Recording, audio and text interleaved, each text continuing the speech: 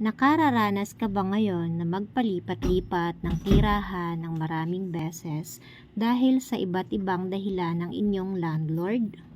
Kung kayo ay single o wala pang asawa at mga anak, mabilis nyo lang magagawa ng paraan ng mga ganitong bagay. Ngunit kung kayo ay may mga anak na, ay dapat i-consider ang maraming bagay sa bawat paglipat ninyo. Dapat ma-realize nyo na ang mga bagay na ito.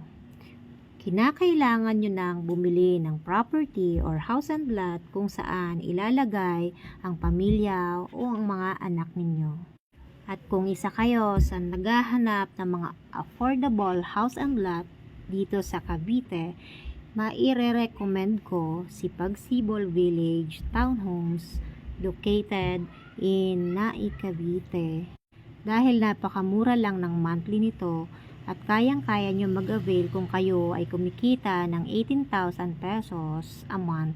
5,300 lang ang monthly amortization through Pag-ibig at 10,000 lang ang bibitawan ninyo dahil wala itong down payment at wala itong equity. Yung 10,000 na bibitawan ninyo ay para sa tubig, kuryente at processing fee.